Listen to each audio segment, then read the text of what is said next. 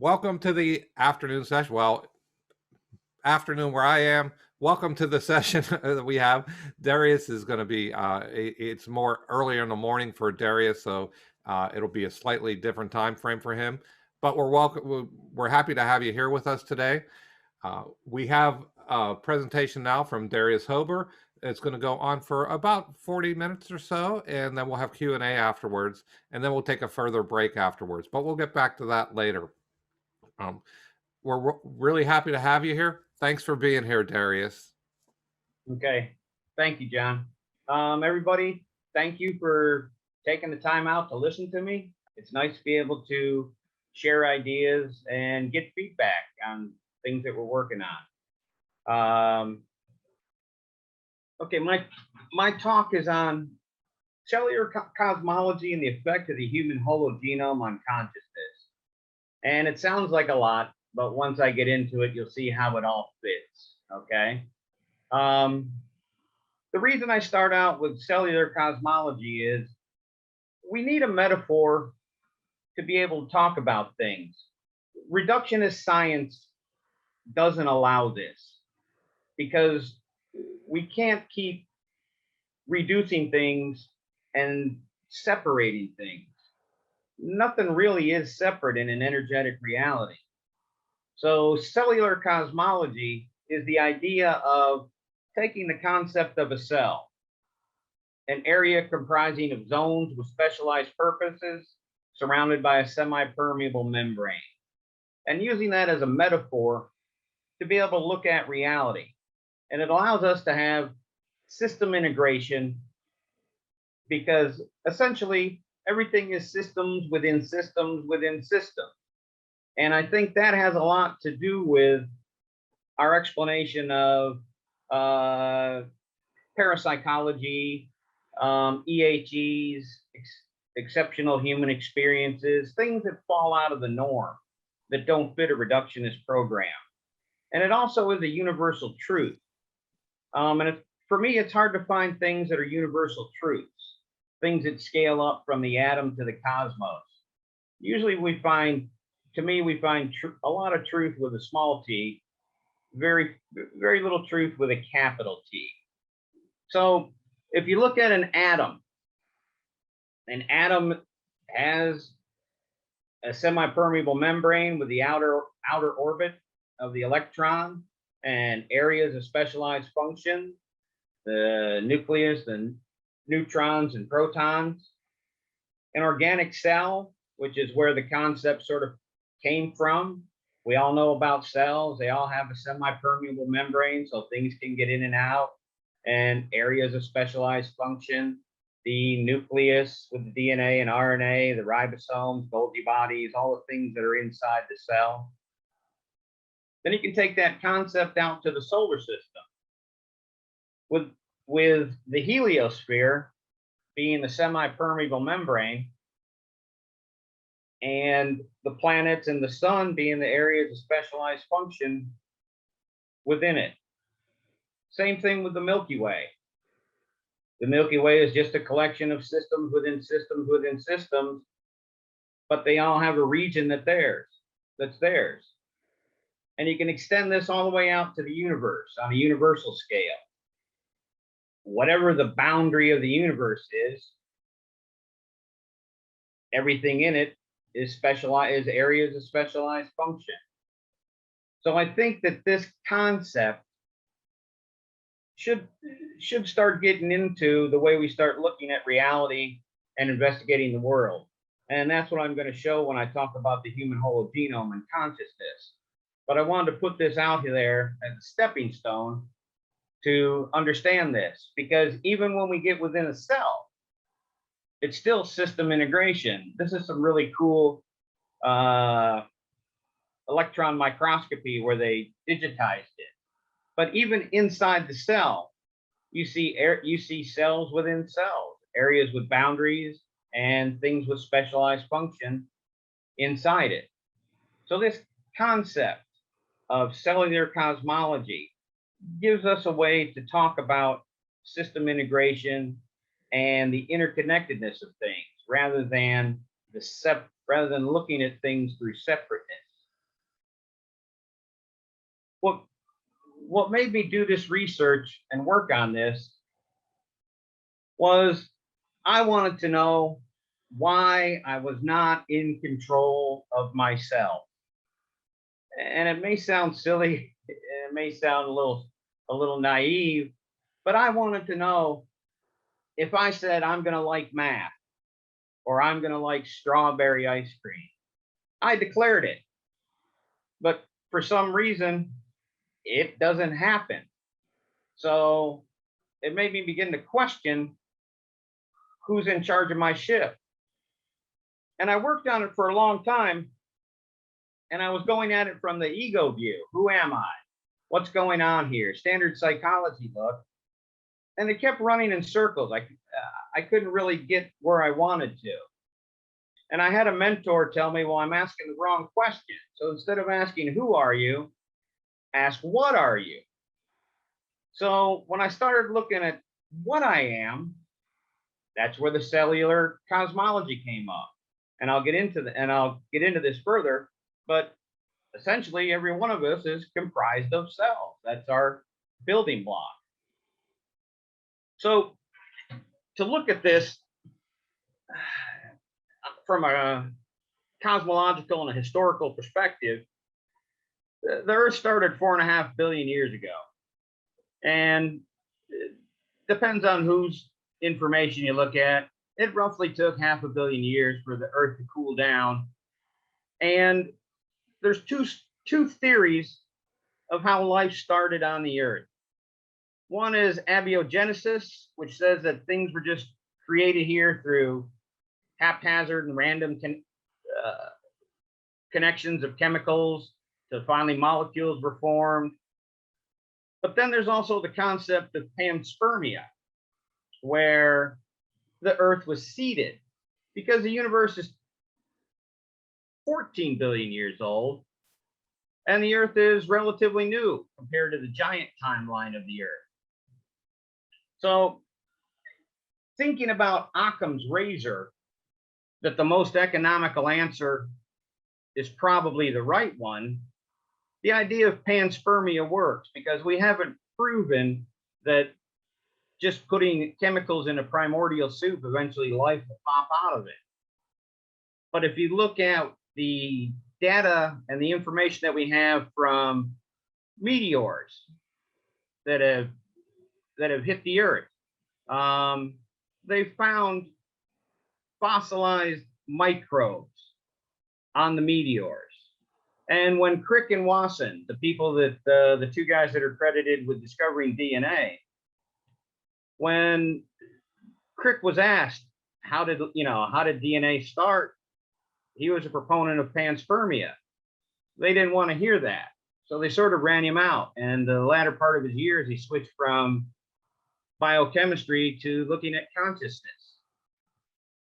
When you think about meteors bringing life to the planet through panspermia, one of the fungal spores can handle deep space and handle travel. And another creature that's prevalent throughout every environment on the planet, water, deserts, snow, everywhere, are the tardigrades, or what's called water bears. And if you look at them, they look like astronauts. They have their body looks like the suits that our astronauts have. They can survive in 150 degrees Celsius heat. They can be frozen, ice crystals in their body, no water. They can last, in some of our experiments, up to 50 years and be regenerated. And they've survived every mass extinction. They can rewrite their own DNA and their own DNA. So they would be a perfect cosmic traveler. When we look at microbes and the basic cellular life here on Earth, they terraformed this planet for themselves. We have a very egocentric view of reality, and it colors a lot of our relationship to nature and our exploration within science and the way that we pose and ask our questions. Microbes made the soil, made the atmosphere, made the oceans and water, all the things that we depend on as humans to live. But they didn't do it for us. They did it for themselves. We're just able to use what they designed, but it wasn't designed for us intentionally.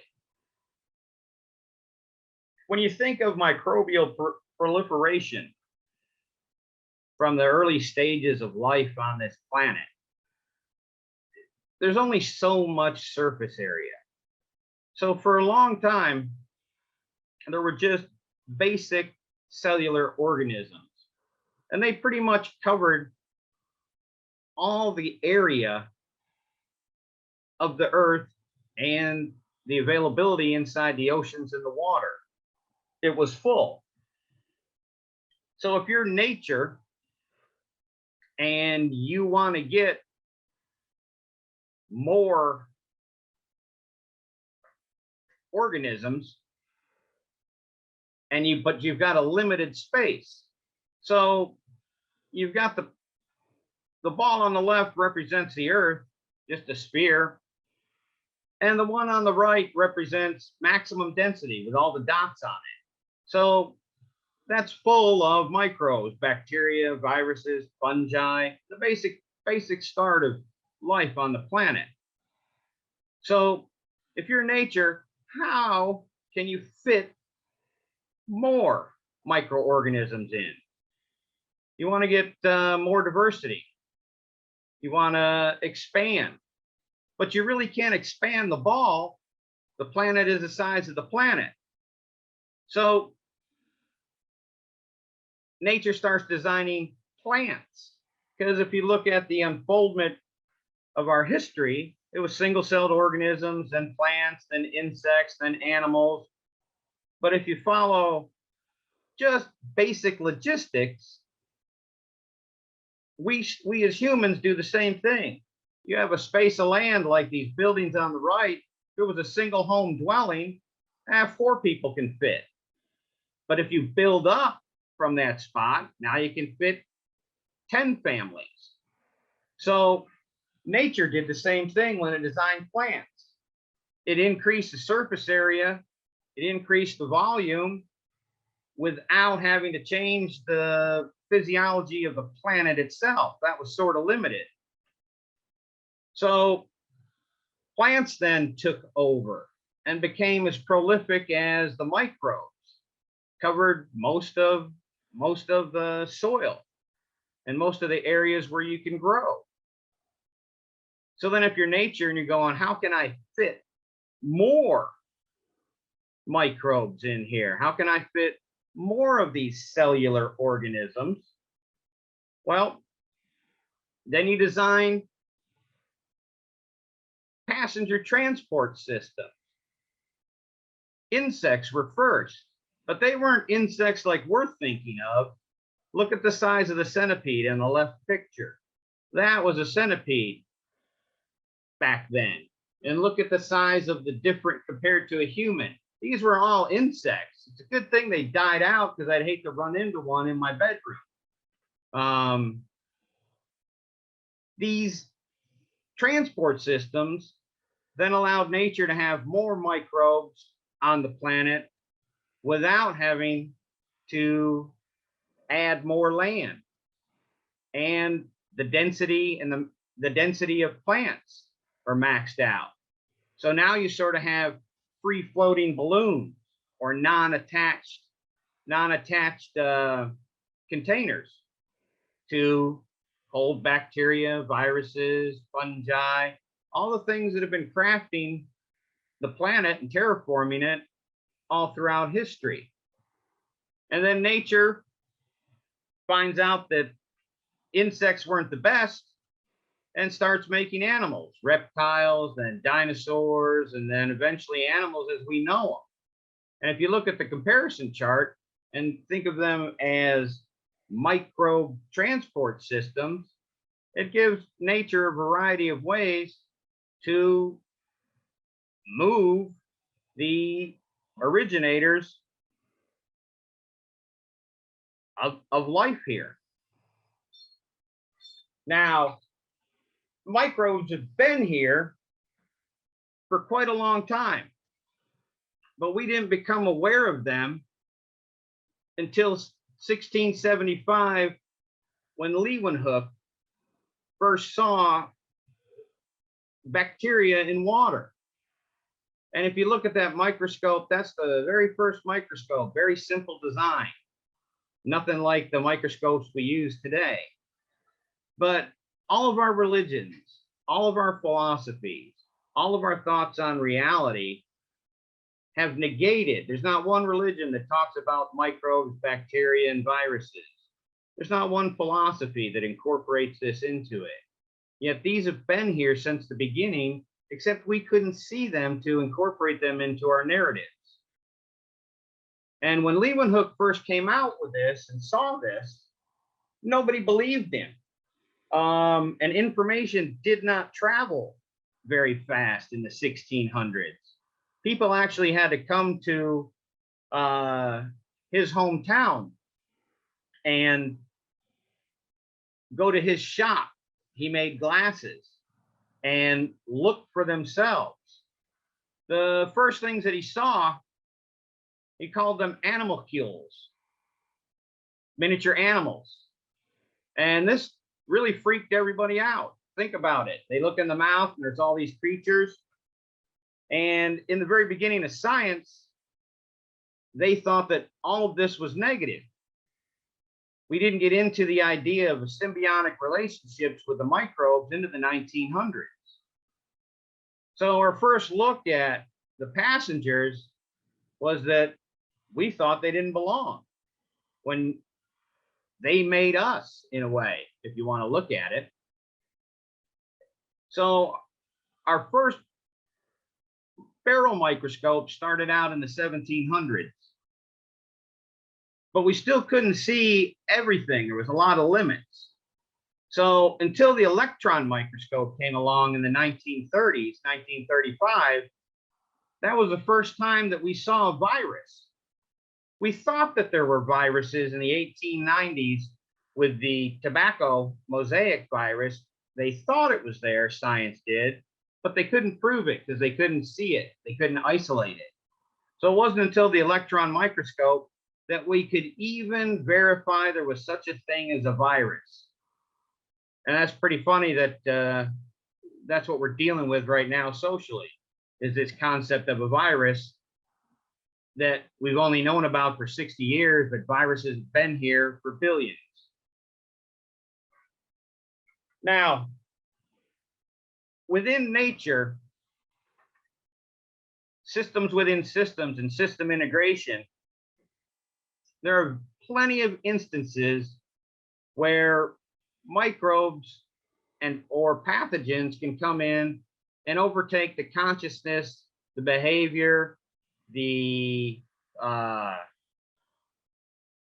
thoughts, if you want to put it that way, of the host organism, even to the detriment and death of that organism, so that it benefits themselves.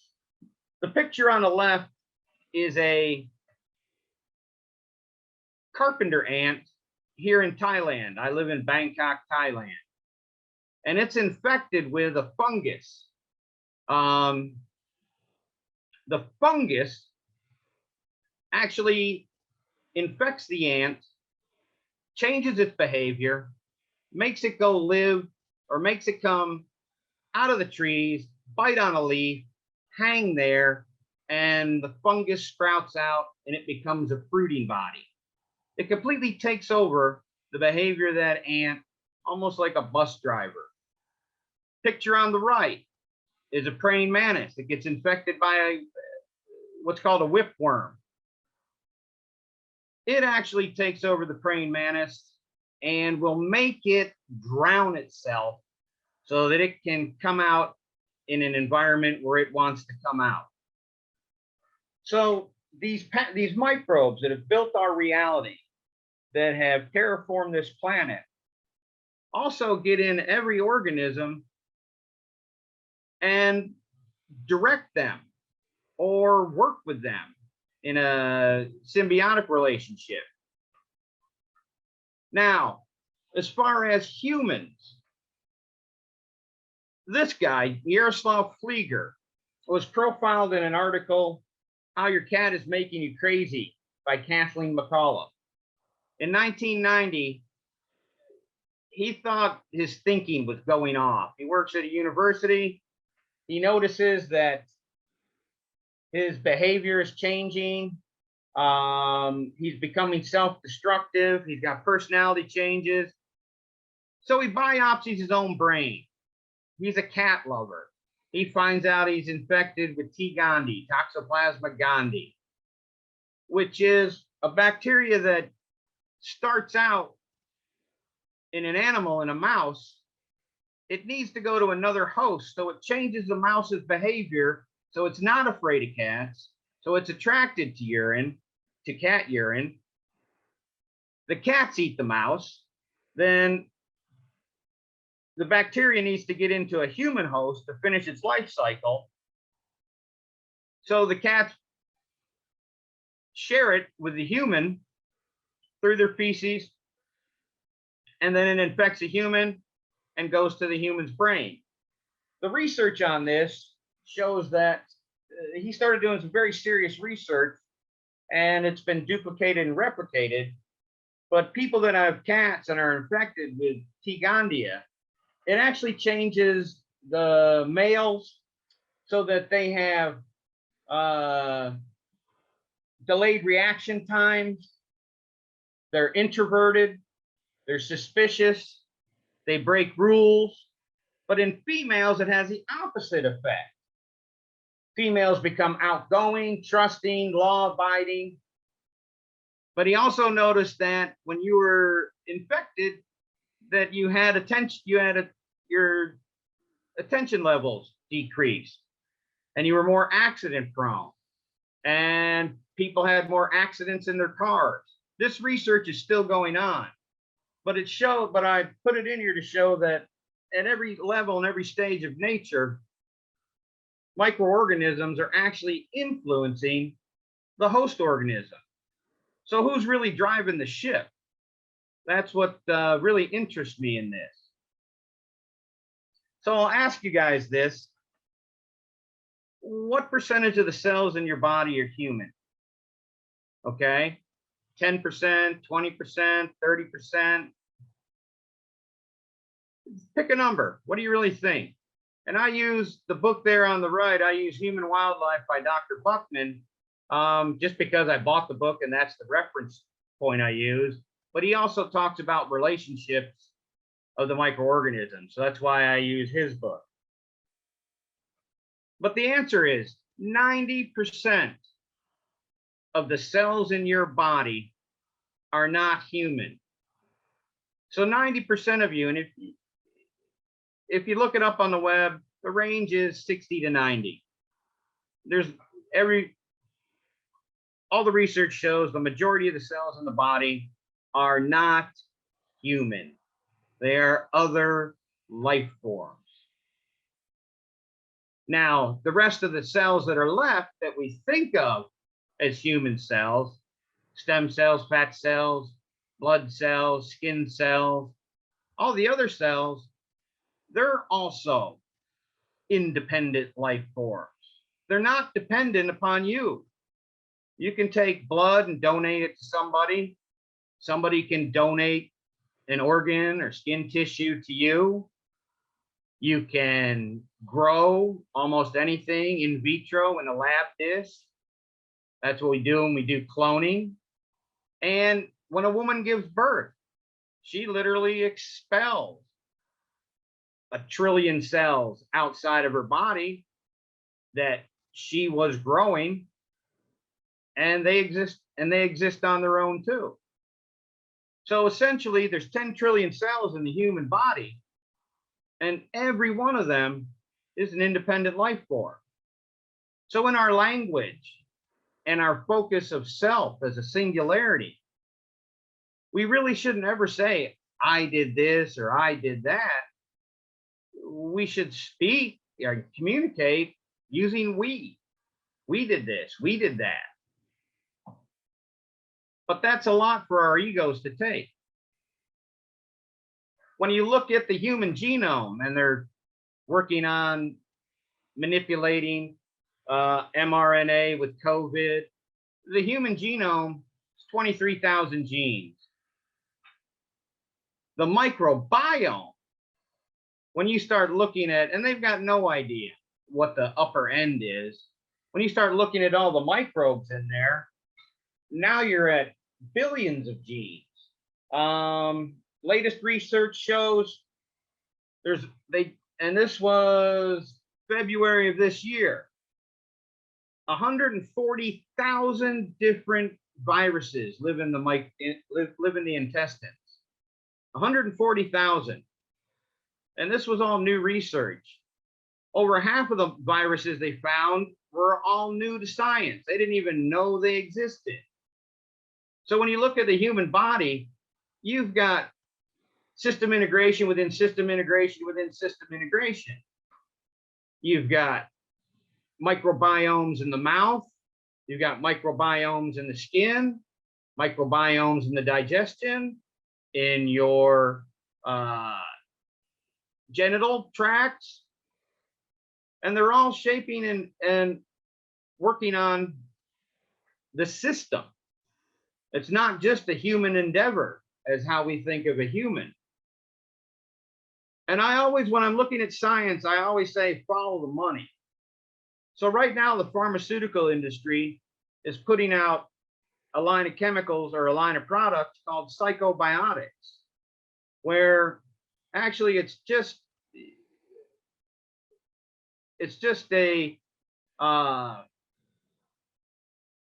changes the microbiome in your intestines, and it actually changes the way you think and the way you feel.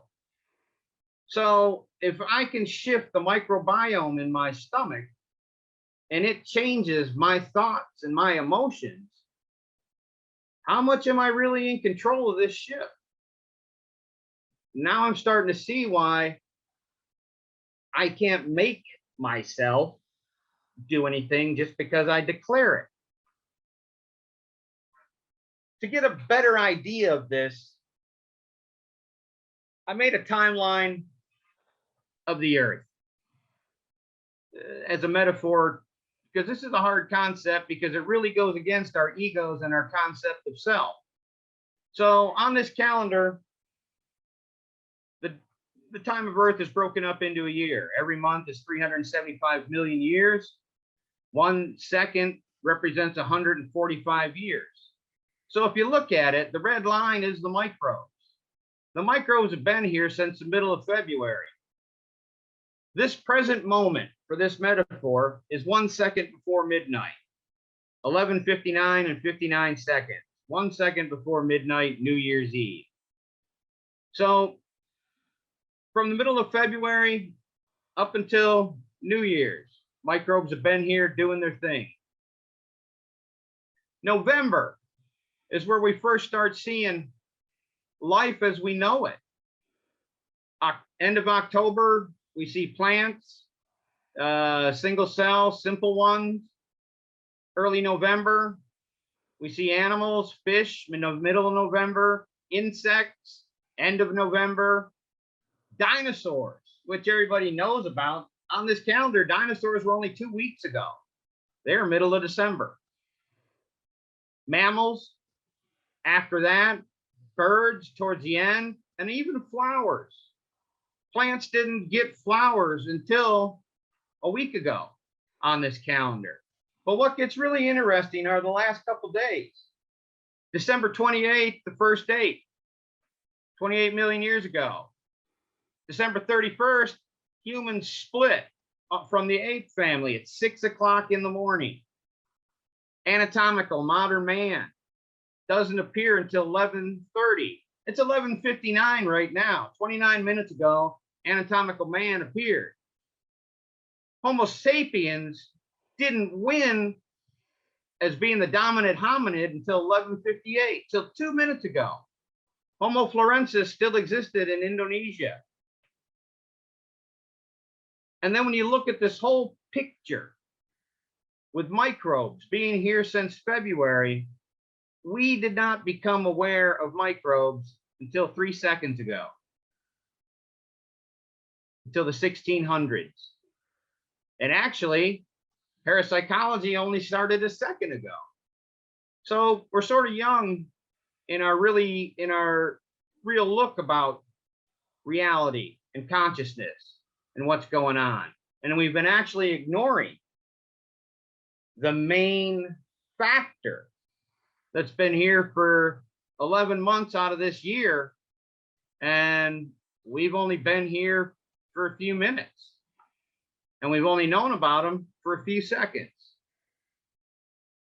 It really shows you our ignorance. And it makes me more curious, means there's a lot more to know. The implications of the influences of the microbes on us. Everybody knows about rabies, okay? And you get a rabies from a bite from an animal that's infected. But the rabies goes up into our brain, and it actually takes over the person. And the rabies wants to spread. So the reason why the dog bit you is the same reason it's going to make you go bite somebody else. The idea of a rabies infected person, they sort of think that's where our mythos of the zombies came from, because the rabies takes over a person if it's not treated and makes them promiscuous, where they want to have sex and spread the pathogen, and they make you bite, snap at people. People in the last days have to be tied down the table because they'll just bite anybody who comes near them. So there's an example of something that we all know of just taking over the system, taking over the human mind. Diets. We've all been on the picture on the right, we've all been on some kind of diet in our life. But when you think about it, when you feed yourself, you're not feeding you. You're feeding the microbes in your intestines. The human body cannot digest any food. So if you're going down the road and you're having a craving for a donut and you're on a diet and you start going psychology-wise, oh, I'm sabotaging my diet. It's a comfort food. I'm addicted to sugar. Never do we think that the bacteria in our stomach desire the yeast or the sugar, something that's in the donut, and put the desire for donut out. C-sections. We thought that birthing a baby with a C-section was better for it because it stopped the baby from being exposed to microbes coming out through the vaginal canal. Well, now they're finding that that's not such a great idea, because children that have come from C-sections, greater chance by a lot of having asthma and obesity. And if their microbiome is not balanced inside their intestines within the first month, within the first year, they have a higher fear response. Latest research came out this month shows with boys that there's a certain kind of bacteroidetes, that if it's in there in a heavy amount, that male child will have enhanced cognition and greater speech development. So now they're thinking about doing microbial seeding, where they take gauze that has vaginal secretions from the mom and wiping it on the baby. So even birth is showing us that these microbes all have a purpose on what a human is, how we function cognitively, emotionally. In Spain, they did research and they took people with low IQs, and they found that the majority of them had a chlorovirus, ATCV1, and they called it el virus de la stupides, the virus of the stupid, because it correlated. So I got to push this a little here. So when you look at, if you're thinking of microbes and you're thinking of reality and nature being a proliferation and support of it, when you see a rocket go up off the earth, as humans, we go, oh, wow, that's really cool. We're going out to space.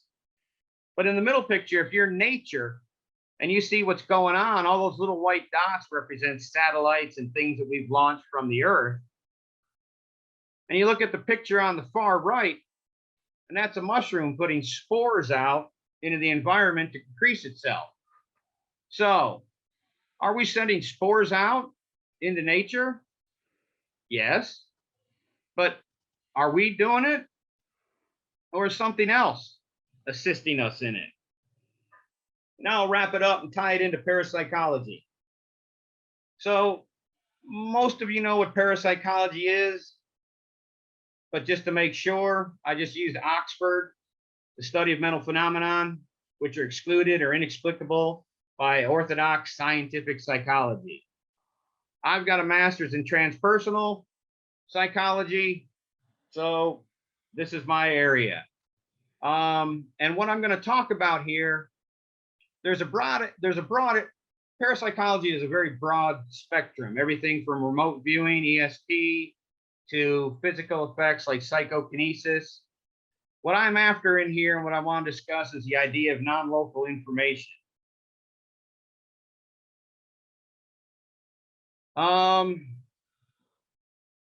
Everybody knows J.B. Rhine. If you're a parapsychologist, he's the father of parapsychology. There he is doing Zener cards, which are a famous tool for parapsychologists for research and study. One of my heroes is in the middle there, Uri Geller, remote viewing. That's where you're able to sit in a spot and get information from a target geographically nowhere near you. And then the standard idea of telepathy, the transference of ideas, or the reading of people's minds. These are all cognitive parapsychology examples. One of my favorites is Rupert Sheldrake. I use this when I teach. Dogs that know when their owners are coming home. If you guys haven't, anybody hasn't studied this, it's actually worth checking out. But a lot of pet owners will, their pets get ready for them when they come home. They know when they're coming home, even if it's completely unscheduled and randomized, which is what they did in the research for this. So when we're thinking about this transference of information, how can the dogs know? How can you know what's in somebody's mind? We're looking for, in parapsychology and transpersonal psychology, we're looking for mechanisms of this communication.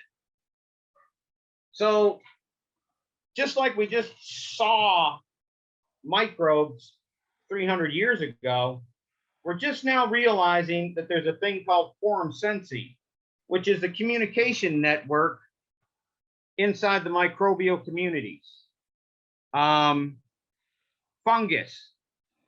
they're finding that in the soil, there's a fungal network that connects the roots of every plant and transfers information, actually even transfers nutrients and foods and chemicals. And technology this past year let them be able to look into a piece of soil. Usually when they look into it, they disturb it, but they were finally able to see that there is a fungal network, one cell thick, like telephone wires or computer wires, going through the whole surface of soil throughout the planet. So there's your World Wide Web already built in. You've got a fungal web. So when we're looking for a mechanism, so how we can have a transference of non-local information, I think quorum sensing is something that parapsychology should be looking into. Standard science gets into the biochemical, and this is what I'm showing in this picture here. Usually when they look at quorum sensing, they're looking at the physical, biochemical reactions of bacteria and fungus. But standard science cannot account for consciousness. If we follow the Big Bang theory, consciousness is the result of random combination of molecules, just like abiogenesis. I sort of lean towards biocentrism. So instead of consciousness being an accidental byproduct of physical and chemical interactions within the universe, that consciousness was here first and created the universe, the Big Bang, as a place to play out creativity. But that would be on an energetic spectrum. That would be different than what standard reductionist science is looking at. I honestly think that we need to have a separate field for consciousness. And because parapsychology and a lot of transpersonal psychology, they're trying to prove valid experiences in a system that discounts the whole concept completely. That consciousness is not an energetic property. That consciousness is just a physical property. That's what science thinks. And does not extend, modern science does not extend the nature of consciousness to animals, nature, insects, plants, or microbes. But yet the evidence is there. Slime mold, perfect example. Slime mold, little single cells that sort of join together, can solve a maze. The picture on the left, they use slime mold to design Japan's subway system. Picture on the right, slime mold is being used to create logistic routes, because slime mold will take the shortest route, most direct route possible between food sources. So the implications. So what this whole thing was leading up to, showing that there's a natural communication network already established to account for non-local information transference. There's no denying that with cellular cosmology, that the microbes, parasite, the whole microbial world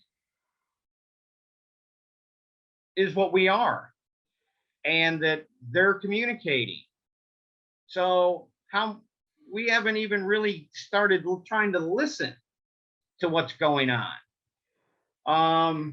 One of the ways that I think that this could be studied will be doing fecal transplants or reflorization. They use this right now for ADD and ADHD kids to try to help them. They do experiments with mice, and they'll take the fecal matter from a fat mouse or from a skinny mouse and put it in a fat mouse, and the fat mouse will lose weight. So what if we did some reflorization with people that were good meditators? People are trying to create intuitive connections between people. I think that would be a good step to testing this out. And then personally for me, psychedelics, experiences with magic mushrooms. If you haven't done it, you might think I'm a little strange with this, but if you have done it, you can access and connect with another form of consciousness. I've had mushroom journeys where they show me that they're connected to everything, and I have been able to pick up non-local information through these exchanges and experiences, or what people call journeys. And as I wrap this up here, our scientific view of reality is the basis of our civilization. And we base all of our science on the act of observing, which is an intellectual concept. And nowhere tonight did I mention emotions. But yet, everything that we do within consciousness and science and research, all observations have an emotional component to them. That either our relationship to the experience or our relationship to the idea.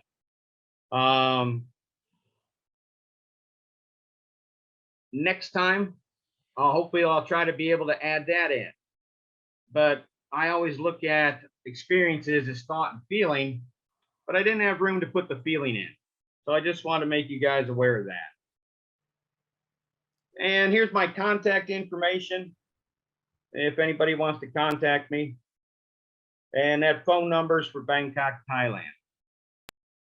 So if anyone has questions you'd like to put in the chat, then I will relate them to Darius now. We still have a few minutes before we're going on break. I'm just checking very quickly. Yes, we have about 10 minutes or so. So are we essentially meat puppets being controlled by microbes? Yeah, I mean, it sort of bothered me when I first started getting into it, but the deeper I've gotten into it, it's system integration. And I didn't even get into like Masamuro Emoto. Water has consciousness. I mean, depends on how far you want to go with this, but it's systems within systems within systems.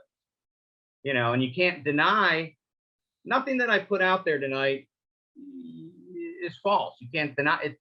You can't deny it, but putting it in a different perspective is what I'm doing, if that makes sense.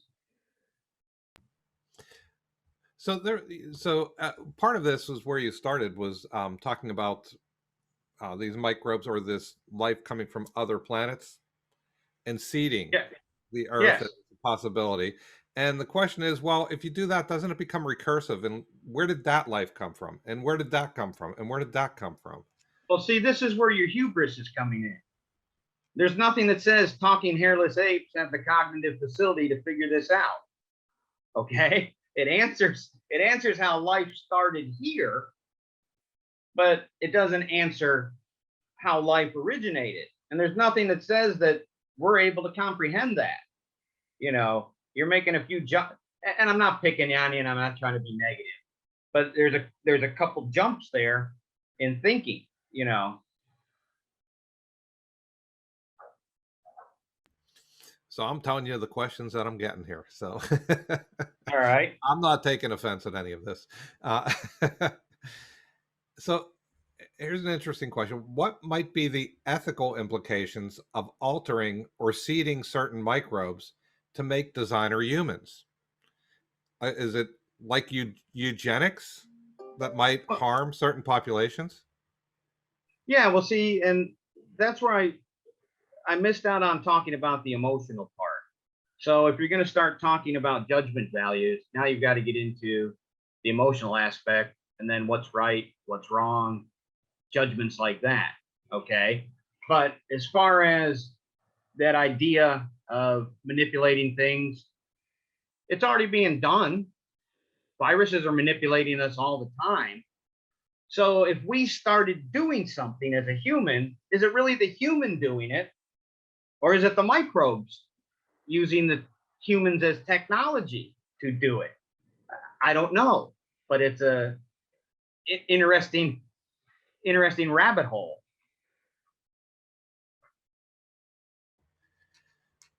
So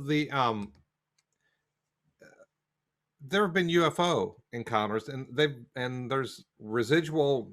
I'm reading. This is not. I don't know this, but there's been residual radiation markers, for example, on trees and grass. And are you aware whether any of those scenarios demonstrated microbes that were able to be detected or tested at those sites?